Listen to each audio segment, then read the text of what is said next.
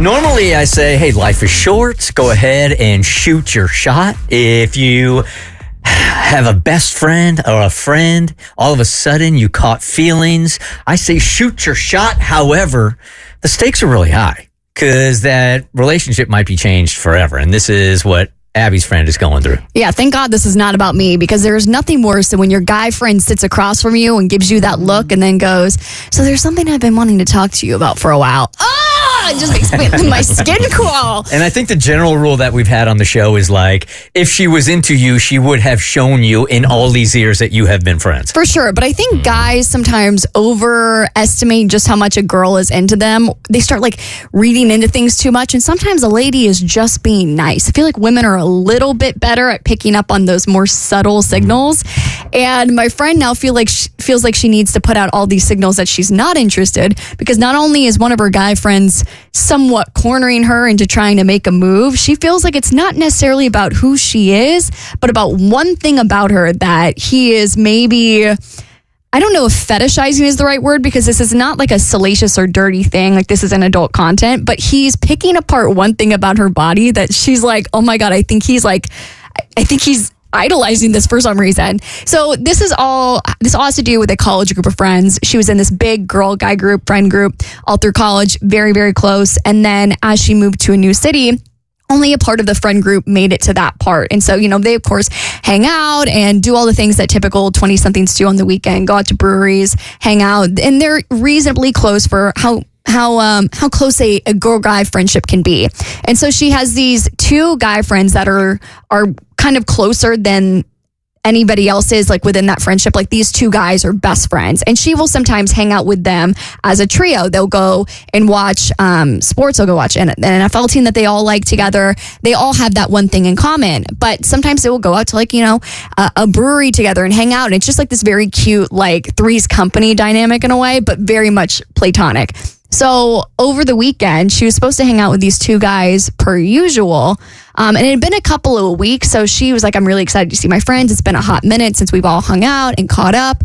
And something different happened this time around that she said kind of tipped her off about some things she'd been feeling about one of her guy friends.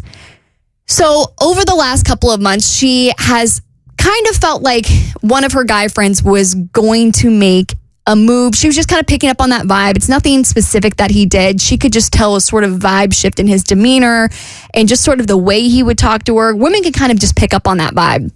So when the weekend comes and she's supposed to hang out with these two guys, and one of them cancels last minute and says, hey, by the way, I can't make it. It's just going to be you two. She starts kind of wondering, oh my God, am I being cornered into a date with my guy best friend who I've started to feel like is going to make a move at some point. So she felt like the others were in on it to set this up. Yeah. So she's like, oh God, I feel like I'm being manipulated into this. Like, I love my guy friend. Like, of course I want to go hang out with him. But at this point, like, it's starting to feel like a trap. So she goes to do whatever they were going to go do, hang out at this bar or whatever. And he shows up and she's kind of picking up on that vibe. And then he just starts getting kind of weird. They're approaching 30. They're a little bit older than me. And they're talking about the future and what they're looking for in like their partners and what they want the next 10 years to look like. And she told me that he said the most bizarre thing she has felt like he has ever said. Like, his whole demeanor has changed in the last couple of months. And the one thing he said to her that really was so off-putting was he's looking into her eyes and they're having a deep conversation about the future or whatever. And he goes,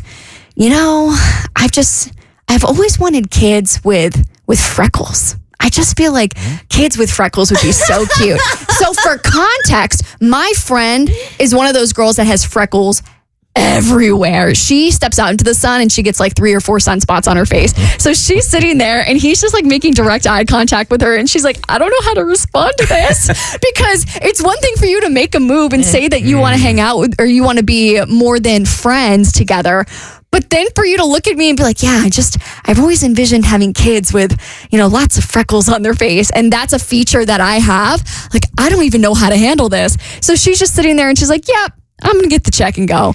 And so they haven't talked in a couple of days, but I don't even know if they can recover from this, because how are you supposed to hang out with this man knowing that he's sitting there envisioning their future and all your little freckly kids? What did he expect her to say? Like, okay, I'll bear your children for you then. It's just a very odd. It's very oddly specific. She's like, I feel like a breeder now. I'm just like not on the same page as you guys today at all, which is good. Because it sounds to me like she might be overthinking this whole thing. He's not saying I want them with you. He's just saying I've always pictured them, my kids with freckles. But it's a Bert, culmination. come on. Yeah. Come on. So if I go on a date with a guy with I have red hair, and he sits down, he's like, I've always wanted kids with red hair.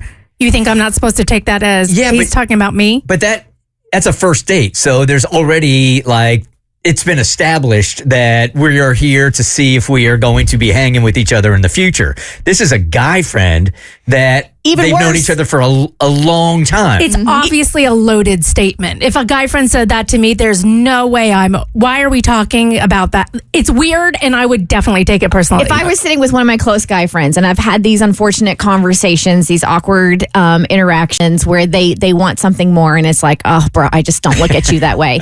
And if we were sitting there and say it was Juicebox and I sitting there, because it happened with him, and he was like, I've always wanted my kids to have chocolate brown eyes. Like, I would just love for my kids to have dark brown eyes. I would be sitting there like, this is creepy AF. I'm so clueless. I see where you're coming from, but freckles is oddly specific. It seems like he gave himself the room to say it wasn't about you, but that was his way of actually shooting his shot. His plausible deniability. Exactly. I would have had no clue at all. Zero clue. You are at all. so beautifully oblivious. I know, right? It really is nice in here. The Bert Show.